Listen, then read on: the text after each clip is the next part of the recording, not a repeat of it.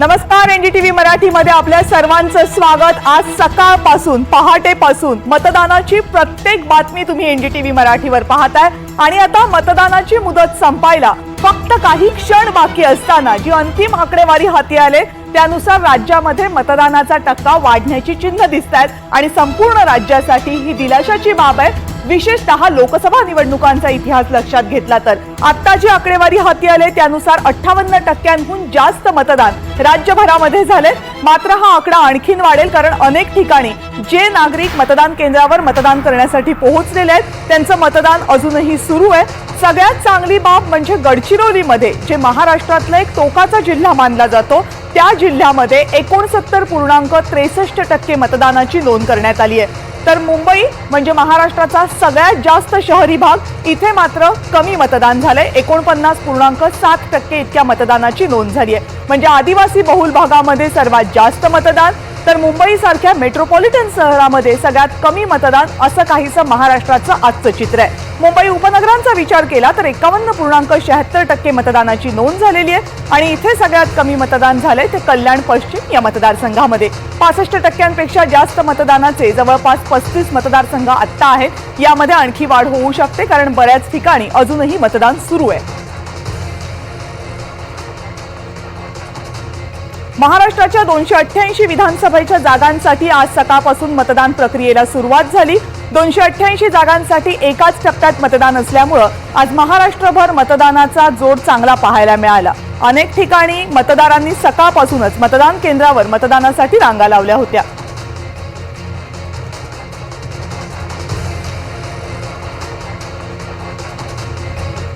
राज्याच्या वेगवेगळ्या भागांमध्ये मतदानाची टक्केवारी नेमकी कशी राहिलेली आहे त्यावर एक नजर टाकूया।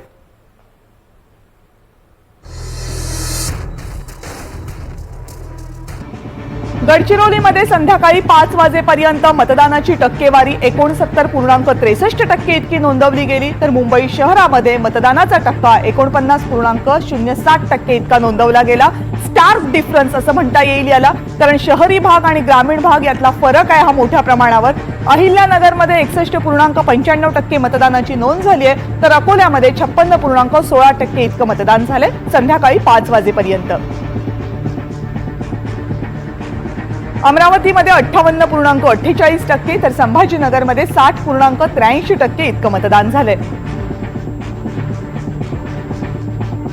बीड जिल्ह्यामध्ये 60.65, भंडाऱ्यामध्ये 60.80% मतदान। बुलढाण्यामध्ये 62.84 तर चंद्रपूरमध्ये 60.48% मतदानाची नोंद झाली आहे। धुळ्यामध्ये 59.75 तर गोंदियामध्ये 65.9% मतदानाची नोंद झाली आहे। हिंगोली शहर आणि जिल्ह्यामध्ये मिळून 61.18 तर जळगावमध्ये 54.69% इतक्या मतदानाची नोंद झाली आहे संध्याकाळी 5 वाजेपर्यंतची ही मतदानाची टक्केवारी। जालना जिल्ह्यामध्ये 64.17 तर कोल्हापूरमध्ये 67.97 म्हणजे जवळपास 68% इतकं मतदान झालेलं आहे। कोल्हापूर जिल्ह्यामध्ये सुद्धा मतदानाचा आकडा चांगला नोंदवला गेलाय। लातूर जिल्ह्यामध्ये 61.43 तर मुंबई उपनगरमध्ये मात्र 51.76% इतक्याच मतदानाची नोंद झालेली आहे। मुंबई शहर असेल किंवा उपनगर असतील इथे मतदानाचा आकडा इतर जिल्ह्यांच्या तुलनेमध्ये बराच कमी राहिलाय। नागपूरमध्येही 56.6 तर नांदेडमध्ये 55.88% मतदानाची नोंद झाली आहे। नंदुरबारमध्ये 63.72 पुन्हा एकदा आदिवासी बहुल भागामध्ये मोठा टक्केवारी दिसते तर नाशिकमध्ये 59.85%। धाराशिव जिल्ह्यामध्ये 58.59 तर पालघरमध्ये 59.31% इतक्या मतदानाची नोंद झाली आहे। परभणीमध्ये 62.73 तर पुण्यामध्ये 54.9% मतदानाची नोंद। पुन्हा एकदा शहरामध्ये मतदानाचा टक्का कमी। रायगड जिल्ह्यामध्ये 61.1 तर रत्नागिरी जिल्ह्यामध्ये 60.35% मतदानाची नोंद झाली आहे। कोकणातल्या दोन्ही जिल्ह्यात जवळपास सारखं मतदान आहे। पश्चिम महाराष्ट्रातल्या सांगलीमध्ये 63.28 तर साताऱ्यामध्ये 64.16% इतक्या मतदानाची नोंद झाली आहे। सिंधुदुर्ग जिल्ह्यामध्ये रायगड रत्नागिरी प्रमाणेच मतदानाचा टक्का 60% वर राहिलाय, 62.6%, तर सोलापूरमध्ये 57.9% इतक्या मतदानाची नोंद झाली आहे. ठाण्यामध्ये 49.76%, पुन्हा एकदा शहराच्या ठिकाणी मतदानाचा टक्का कमी, तर वर्ध्यामध्ये 63.50% अशा चांगल्या मतदानाची नोंद झाली आहे.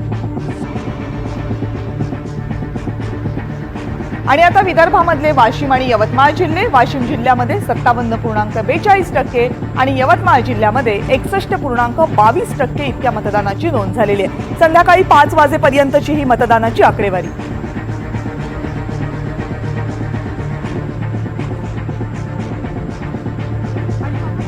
वेगवेगळ्या विभागांमधून आपले रिपोर्टर्स आता आपल्या सोबत आहेत. एनडीटीव्ही मराठीचे सगळे रिपोर्टर जे सकाळ परांवरची अपडेट देत आहेत.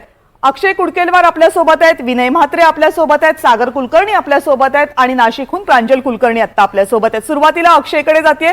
अक्षय, मुंबईमध्ये मतदानाचा टक्का बराच कमी दिसलेला आहे, यामागची नेमकी कारणं काय ही जाणून घेणार आहोत. पण तुझ्याकडनं आम्हाला जाणून घ्यायचं आहे की कोकणाची काय परिस्थिती आहे, कारण कोकणातले 3ही जिल्हे रायगड, रत्नागिरी, सिंधुदुर्ग मतदानाचा टक्का 60%पेक्षा जास्त आहे, जो निश्चितच सध्याच्या आकडेवारीमध्ये चांगला म्हणावा लागेल. कविता, आपण जर बघितलं तर रायगड, रत्नागिरी आणि सिंधुदुर्ग या ठिकाणची जी आकडेवारी आपल्या समोर आली आहे ही 5 वाजेपर्यंतची आकडेवारी होती आणि शेवटच्या 1 तासातलं मतदान हे जो अनुभव आपला सांगतो ते 10% आणखी वाढू शकतं. म्हणजे ही आकडेवारी 70% जाऊ शकते आणि निश्चितच संपूर्ण महाराष्ट्रातल्या मतदानापैकी हा आकडा चांगला मानला जातो. एकूण सकाळच्या सुमारास आपण जर बघितलं तर काहीसा हे आकडे मतदानाच्या टक्केवारीचे पुढे सरकत नव्हते, मात्र दुपारनंतर अचानक हे आकडे वाढायला लागले आणि ज्यावेळी 1 वाजता नंतर 3 वाजताची आकडेवारी आली त्यामध्ये मोठ्या प्रमाणात मतदानाची वाढ झाल्याचं चित्र समोर आलं. एकूण आपण जर बघितलं तर उत्साह देखील मतदारांमध्ये मोठ्या प्रमाणात होता. कणकवलीमध्ये मी होतो, कणकवली त्यासोबतच कुडाळ, मालवण आणि सावंतवाडी या ठिकाणच्या रेल्वे स्थानक असतील, बस स्थानक असतील, या ठिकाणी मुंबईतले जे चाकरमानी आहेत ज्यांचं मतदान कोकणामध्ये आहे अशांचे लोंढेच्या लोंढे येतानाचं चित्र आपल्याला बघायला मिळालं. अर्थातच हे जे मतदान आहे समाधानकारक मतदान म्हणता येईल आणि जे उमेदवारांकडनं आपल्याला कळलं की अशा पद्धतीचा उत्साह आणि अशा पद्धतीच्या मतदानाची टक्केवारी ही याआधी कमी होती. म्हणजे साधारण 70% जात असेल तर यापूर्वी 65 ते 67% कोकणामध्ये ही आकडेवारी आपल्याला बघायला मिळत होती. निश्चित वरती जे 4 ते 5% हे मतदान वाढतंय, मग ते सिंधुदुर्गमध्ये असेल, म्हणजे सिंधुदुर्गातल्या 3ही विधानसभा मतदारसंघात असेल किंवा तिकडे रत्नागिरी असेल किंवा रायगड असेल, या सगळ्या ठिकाणी हे वाढीव जे मतदान आहे हे नक्कीच निकालावरती याचा परिणाम पडणार आहे. कारण हे नेमकं मतदान महायुतीच्या बाजूला जाणार, महाविकास आघाडीच्या बाजूला जाणार की अन्य जे उमेदवार आहे यांच्या बाजूनी जाणार हे आता 23 तारखेलाच कळणार आहे. 23 तारखेला आपल्याला सगळ्यांना कळणार आहे. जे कॅल्क्युलेशन्स असतात कळणार आहे. निश्चित सगळ्यांचं लक्ष लागलेलं आहे, कारण मतदानाची टक्केवारी किती याच्यावरूनही काही ठोकताळे बांधले जात आहेत. कोकणातल्या 3ही जिल्ह्यामध्ये रायगड, रत्नागिरी, सिंधुदुर्गमध्ये 60% वर मतदानाची नोंद झालेली आहे 5 वाजेपर्यंत आणि जसं अक्षय सांगतात त्यामध्ये कदाचित आणखीन 10% वाढ होऊ शकते, जो जनरल इतर मागच्या निवडणुकांचा आपला अनुभव आहे. कोकणाला लागून असलेल्या ठाण्यामध्ये जाऊयात. विनय म्हात्रे आपल्या सोबत आहेत. विनय, ठाण्यानं पुन्हा एकदा सरासरीच्या खालचाच आकडा नोंदवलेला आहे. अपेक्षा होती की लोकसभेनंतर यावेळेस तरी मतदानाचा टक्का वाढेल, पण तसं झालेलं नाहीये. ठाण्यामध्ये काय कारणं राहिलेली आहेत कमी मतदानाची? विशेषतः कल्याण पश्चिम मध्ये तर अत्यंत कमी झाले. नाही, नक्कीच कविता, जर आपण पाहिलं तर सकाळी ज्या पद्धतीने उत्साह जो मतदारांमध्ये दिसत होता तो उत्साह नंतर दुपारच्या नंतर दिसता नाही. दुपारी देखील मी अशाच पद्धतीने एनडीटीव्ही मराठीच्या प्रेक्षकांना आपण सांगितलं की जर सकाळच्या पद्धतीने जर मतदार बाहेर निघाले असते तर कदाचित हा 60% वरतीच हा आकडा पोहोचू शकला असता. 50% म्हणजे हा फारच तसं समाधानकारक हा आकडा नाही आहे. त्यामुळे नक्की कल कोणाच्या बाजूने जातोय, महायुतीच्या बाजूने हा कल जाणार का किंवा महाविकास आघाडीच्या बाजूने हा कल जाणार हे आता सांगणं शक्य नाहीये. परंतु त्याचे अंदाज मात्र आता कार्यकर्ते किंवा लोकप्रतिनिधी आहेत ते घ्यायला लागलेत. एक सगळ्यात महत्त्वाचं जर आपण पाहिलं की उमेदवारांची उमेदवारी खूप उशिरा जाहीर झाली आणि त्यांच्याकडे अवधी खूप कमी प्रमाणात आला आणि तो अवधी कमी असल्यामुळे देखील ते मतदारांपर्यंत पोहोचणं त्यांना शक्य नव्हतं. अशा अनेक अडचणी देखील या निवडणुकीच्या शेवटच्या 15 दिवसामध्ये होतं. आणखीन एक सगळ्यात महत्त्वाचं म्हणजे जर दुसरं आपण पाहिलं की महायुतीचे म्हणजे मुख्यमंत्री स्वतः त्यांचा हा बालेकिल्ला आहे, ठाणे जिल्हा म्हणजे हा त्यांचा बालेकिल्ला आहे आणि असं असताना देखील मुख्यमंत्र्यांनी ठाण्याकडे बारकाईने त्यांचं लक्ष होतं, परंतु ते संपूर्ण राज्यभर फिरत होते. आपल्या महायुतीच्या उमेदवारांच्या प्रचारासाठी ते राज्यभर फिरतात, परंतु ठाण्याच्या प्रत्येक उमेदवाराची ती माहिती घेत होते, त्यांचे अंदाज सगळे घेत होते. त्यामुळे महायुतीकडे हा कल कसा जातो हे महत्त्वाचं ठरणार आहे. तर दुसरीकडे मात्र महाविकास आघाडी कुठेतरी कमी पडताना ह्या सगळ्या प्रचारामध्ये कमी दिसली, कारण उद्धव ठाकरेंची शिवसेना जी आहे त्यांचे नेते फारसे ठाण्याकडे फिरकलेच नाहीयेत. कारण बाळासाहेबांचं ठाणं म्हणून हे ओळखलं जातं आणि शिवसेनेने खऱ्या अर्थाने या ठाण्याकडे लक्ष देणं गरजेचं होतं. परंतु उद्धव ठाकरेंची यांची सभा सोडली तर ना संजय राऊत असतील ना सुषमा अंधारे असे जे दुसऱ्या फळीतले जे नेते आहेत, पहिल्या दुसऱ्या फळीतले नेते हे फारसे या ठाण्याकडे फिरकले नाहीत. त्याचा देखील काही फारसा त्यामुळे कार्यकर्त्यांमध्ये उत्साह हा कमी होता. त्याची देखील काय कारणं आहेत का असं देखील अंदाज लावला जातोय. परंतु हा शेवटचा एक तास आता जो आहे होता 5 आणि 6 या एका तासामध्ये किती टक्क्यांनी मतदान वाढतं हे पाहणं गरजेचं आणि त्यानंतरच आपला काही अंदाज बांधता येईल. म्हणजे शेवटची आकडेवारी अजूनही हाती येणं बाकी आहे. काही ठिकाणी अजूनही मतदान सुरू आहे, कारण 6 नंतर जे मतदान केंद्रावर पोहोचलेले होते 6 पर्यंत त्या सगळ्यांचं मतदान सुरू आहे. सागर, तुमच्याकडे येते. निवडणूक आयोगानं यांची मतदानाची टक्केवारी वाढवावी म्हणून मधला आठवड्यातला दिवस बुधवार घेतला. निवडणूक आयोगानं कान टोचून झाले, माध्यमांनी वारंवार सांगून झालं, सेलिब्रिटीजनी आवाहन करून झालं, पण मुंबईकर काही मतदानाला बाहेर पडायला तयार नाहीयेत. याही वेळेस तोच कित्ता गिरवतायत मुंबईकर. काय कारण आहे? कविता, मुळात एक गोष्ट लक्षात घ्यायला हवी आहे. एकतर महाराष्ट्रामध्ये 2019 नंतरनं जे काही खिचडी राजकारण झालेलं आहे त्यामुळे कदाचित मतदारांमध्ये थोडासा उत्साहाचा प्रश्न येतोय. ज्यांचं दैनंदिन आयुष्य राजकारणाच्या शिवाय जगलं जातं त्यांना फारसा त्यात रस आहे का अशा विषयी प्रश्न उपस्थित होतो, कारण की ज्यांचं पॉलिटिक्सची कनेक्शन्स आहे ते कदाचित उत्साहाने मतदानासाठी बाहेर पडले. पण एक गोष्ट लक्षात घ्यायला हवी, 2019ला महाराष्ट्रामध्ये आणि मुंबईमध्ये जवळपास 61% आसपास मतदान झालं होतं आणि आता जी अधिकृत आकडेवारी येते त्याच्यानुसार 5 वाजेपर्यंत 58% मतदान झालेलं आहे. म्हणजे 1 तासाच्या कालावधीमध्ये किंवा जर त्यापुढे थोडंसं रांगा जर जास्त असतील तर जवळपास ॲव्हरेज असं म्हटलं जातं की 10 ते 15% मतदान हे या दरम्यान वाढतं. जर तसा विचार केला तर जवळपास महाराष्ट्रामध्ये 68% आणि काही विधानसभा मतदारसंघामध्ये तर जवळपास 75% मतदान जातंय. मुंबईमध्ये सुद्धा जर विचार केला तर लोकसभा ज्या आत्ता नुकताच झाल्या होत्या आणि आधीच्या 2019च्या विधानसभेच्या तुलनेने महाराष्ट्र आणि मुंबईमध्ये मतदानाची आकडेवारी वाढताना दिसतीये, हे चांगली गोष्ट म्हणावी लागेल. आणि विशेष म्हणजे मला एक गोष्ट सांगायची आहे की मुंबईमध्ये कुलाबामध्ये लास्ट टाइम ज्यावेळेस वोटिंग झालं होतं त्यावेळेस जवळपास फक्त 42% मतदान होतं. आता मात्र सायंकाळी 5 वाजेपर्यंत कुलाबामधलीच आकडेवारी 42% पर्यंत आलेली आहे. म्हणजे जर शेवटच्या टप्प्यामध्ये जवळपास ॲव्हरेज 8 ते 10% मतदान वाढत असेल तर जवळपास 52% मतदान वाढतंय. म्हणजे मुंबईकर मतदानाला उतरले आहेत. म्हणजे वारंवार केलेली जनजागृती असेल, वारंवार केलेली आवाहनं असतील, ती काही प्रमाणात तरी कामी आल्याची चिन्ह दिसतात, कारण मतदानाचा टक्का काहीसा मागच्या वेळेच्या तुलनेत वाढला असं तुम्ही सांगताय. सागर, तुम्ही राहाच आपल्यासोबत, पण कोल्हापूरमध्ये मतदानाची वेळ जशी संपली त्यानंतर काही ठिकाणी गोंधळाची परिस्थिती पाहायला मिळाली. कोल्हापूरमधली दृश्य आपल्या समोर येत आहेत. कोल्हापूरमध्ये मतदान केंद्रांच्या बाहेर राडा झाल्याची परिस्थिती आहे. मतदानाची वेळ संपल्यानंतर संध्याकाळी 6 नंतर कोल्हापूरमधल्या काही मतदान केंद्रांच्या बाहेर तणावाची परिस्थिती होती. मतदानानंतर गोंधळाचं वातावरण पाहायला मिळालं आणि त्या दृश्य आता आपल्या समोर येत आहेत. आपले प्रतिनिधी विशाल पुजारी आता आपल्या सोबत आहेत कोल्हापूरमध्ये काय घडलं याची इत्थंभूत माहिती देण्यासाठी. विशाल,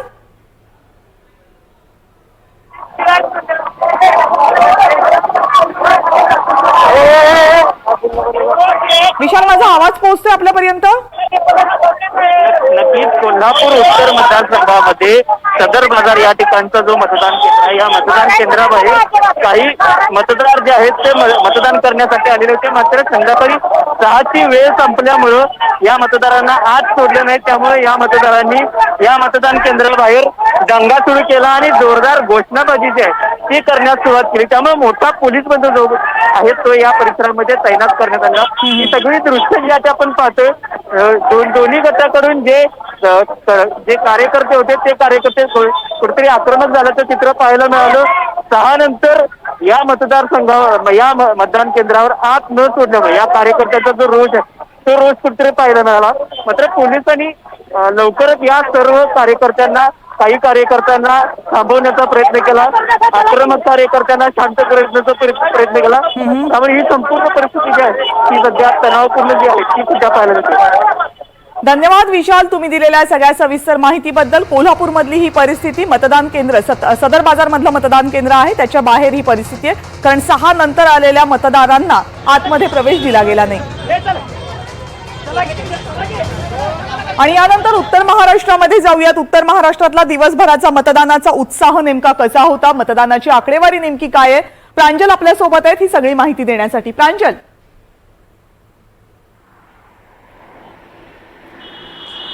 कविता, आपण जर बघितलं तर लोकसभेच्या तुलनेमध्ये विधानसभेसाठी अनेक ठिकाणी कुठे अधिक तर कुठे कमी मतदान झाल्याचं बघायला मिळतंय.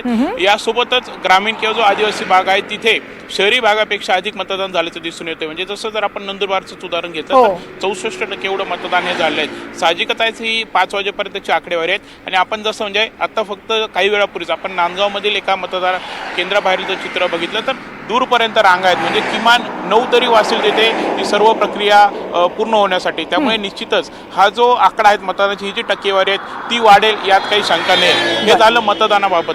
दुसरीकडे जर आपण पहिलं जर वादाच्या जर घटना बघितल्या कविता, तर आजवर आपण म्हणजे मतदानाच्या दिवशी काही ठिकाणी वाद बाचाबाची इथपर्यंतच्या घटना खरं तर बघत आलो आहेत. मात्र आज खरं तर नांदगावमध्ये जे काही चित्र बघायला मिळालंय ते बघता महाराष्ट्र खरं तर कुठल्या दिशेने चालल्यात हा प्रश्न खरं तर उपस्थित होतोय. आपण जर बघितलं तर नांदगावमध्ये सकाळी कुठेतरी सुहास कांदे आणि समीर भुजबळ आमने सामने आले होते, त्यांच्यामध्ये वाद हे झाले होते. या संपूर्ण घटनेची खरं तर चौकशी देखील सुरू आहेत. मात्र ही घटना ताजी असताना दुसरी जी खरं तर घटना समोर आली होती की एका कारमध्ये पैसे सापडले होते. त्यानंतर हे पैसे लोकांनी तिथे पकडून नाही दिले आणि त्यानंतर एक जो तिथलाच या गर्दीतील गर्द या एक इसम जो होता तो चक्क कारवरती चढला आणि त्यांनी नोटा खरं तर फाडल्या आणि त्या सर्वीकडे खरं तर त्यांनी अशा फेकल्या. त्यामुळे कुठेतरी हे जे दृश्य आहे ते कुठेतरी निश्चितच कुठेतरी दुर्दैवी खरं तर अशी संपूर्ण घटना असं म्हणायला लागणार आहे. कुठेतरी पैसे खरं तर सापडलेत असे आरोप वारंवार होत आहेत आणि नोटा देखील फाडल्या जात आहेत. ही कुठेतरी ही घटना जी आहे ती समोर आली आहे. दुसरीकडे आपण जर बघितलं तर धुळ्यामध्ये देखील धुळे शहरामध्ये 2 जणांना मारहाणी करण्यात आली आहे. हे भाजपचे कार्यकर्ते असल्याचा आरोप हा केला जातोय आणि त्यांना देखील मारहाण केल्यानंतर पोलिसांच्या देखील ताब्यात हे देण्यात आले आहेत. यासोबतच धुळ्यामध्येच आपण जर बघितलं तर एक घटनाही समोर आली आहे. जवळपास 94 कोटी रुपयांच्या चांदीच्या विटा या खर्च सापडलेल्या आहेत. त्या एका बँकेशी संबंधित आहेत असं देखील बोललं जात आहे. यासोबतच आपण तिसरी जर घटना बघितली तर तिसरी घटना जी आहे ती शिर्डीमध्ये खरं तर घडलेली आहे. शिर्डीच्या श्रीरामपूरमध्ये जे शिंदे गटाचे उमेदवार आहेत त्यांनी आरोप केला होता. रात्रीची घटना होती की गोळीबार हा खरं तर झालेला आहे. त्यांनी यावर तक्रार देखील दिलेली आहे. त्याबाबतचा देखील संपूर्ण तपास जो आहे तो सुरू आहे. यासोबतच खरं तर नाशिकमध्ये आपण जर तर नाशिक शहरातील नाशिक मध्य असेल, पूर्व असेल, यासोबतच पश्चिम असेल, अनेक घटना खरं तिथे समोर आल्या. अनेक घटना घडल्या आहेत नाशिक आणि आजूबाजूच्या परिसरामध्ये, संपूर्ण उत्तर महाराष्ट्रामधल्या वेगवेगळ्या जिल्ह्यांमध्ये. सगळ्या घटनांचा तुम्ही आढावा घेतलात, राहाच आपल्यासोबत. यानंतर आपल्याला पश्चिम महाराष्ट्राचा आणि मराठवाड्याचा सुद्धा आढावा घ्यायचा. वेगवेगळ्या जिल्ह्यांमध्ये मतदान नेमकं किती झालंय आणि ही मतदानाची आकडेवारी समाधानकारक आहे का. अगदी छोटासा ब्रेक घेतोय आणि ब्रेक नंतर लगेच परत येतोय. पाहत रहा एनडीटीव्ही मराठी. हे आहे एनडीटीव्ही आणि आपण पाहत आहात एनडीटीव्ही मराठी. आपल्या सर्वांचं एनडीटीव्ही मराठीमध्ये ब्रेक नंतर पुन्हा एकदा स्वागत. महाराष्ट्रातल्या वेगवेगळ्या विभागांचा दिवसभरातल्या मतदानाच्या टक्केवारीचा आणि घटनांचा आढावा आपण घेतोय. पश्चिम महाराष्ट्र आणि मराठवाड्यामध्ये जायचंय. पश्चिम महाराष्ट्रामधून रामराजे शिंदे आपल्या सोबत आहेत आणि मराठवाड्यामधून मोहसिन शेख आहेत. रामराजेंकडे सुरुवातीला जाऊयात. रामराजे, कसा राहिला दिवसभरातला मतदानाचा उत्साह आणि विशेषतः बारामतीमध्ये काय काय घडलं?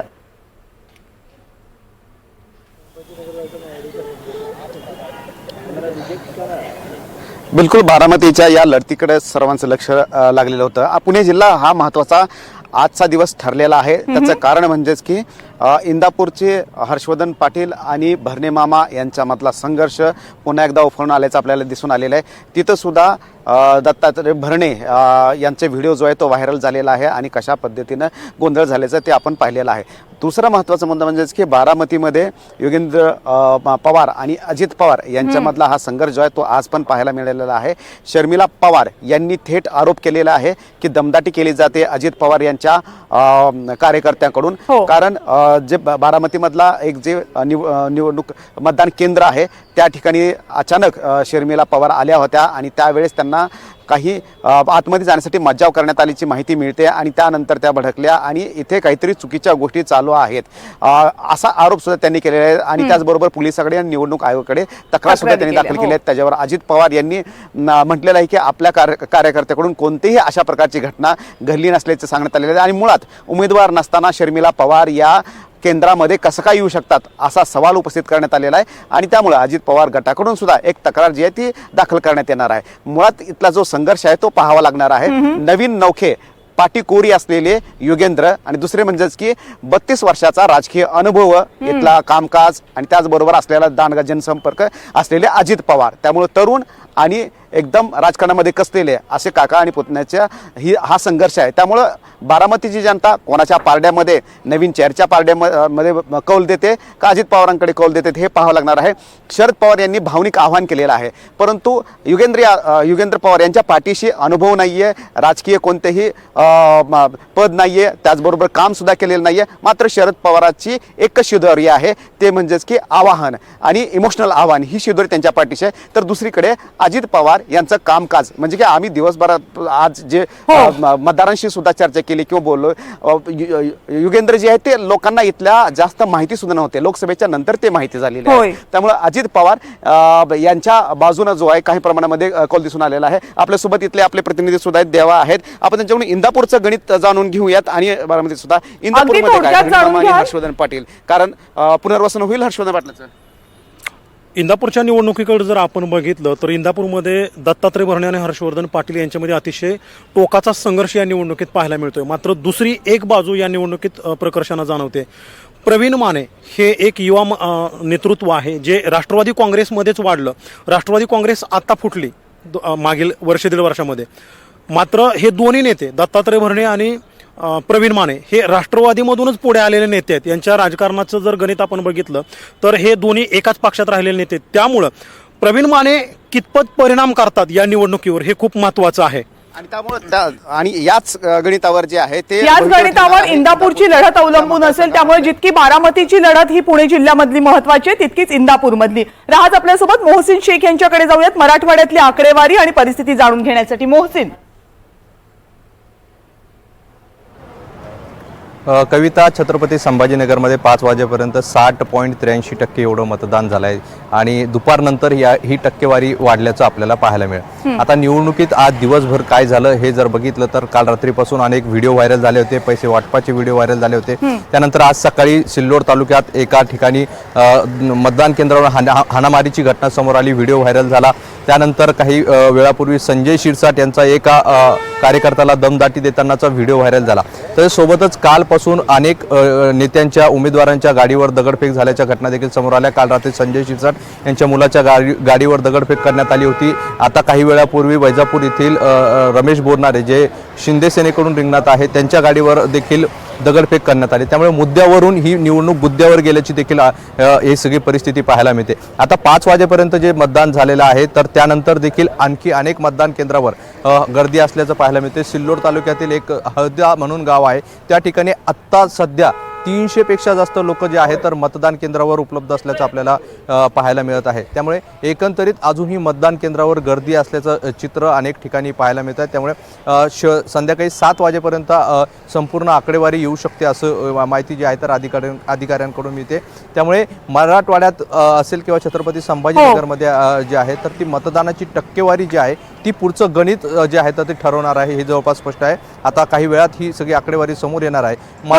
सगळी आकडेवारी समोर येईल आणि त्यानंतरच चित्र आपल्या सगळ्यांसमोर स्पष्ट होईल. कारण 5 नंतरचं मतदान नेमकं किती झालं याची आकडेवारी आपल्या सगळ्यांसमोर असेल. पण 5 पर्यंतचं झालेलं मतदान महाराष्ट्रातल्या अनेक भागामध्ये समाधानकारक म्हणावं असं आहे आणि गेल्या वेळेसच्या 2019च्या तुलनेमध्ये मतदानाचा टक्का वाढतोय महाराष्ट्रामध्ये असं चित्र आत्ता तरी दिसतंय आणि आकडेवारी लवकरच स्पष्ट होईल.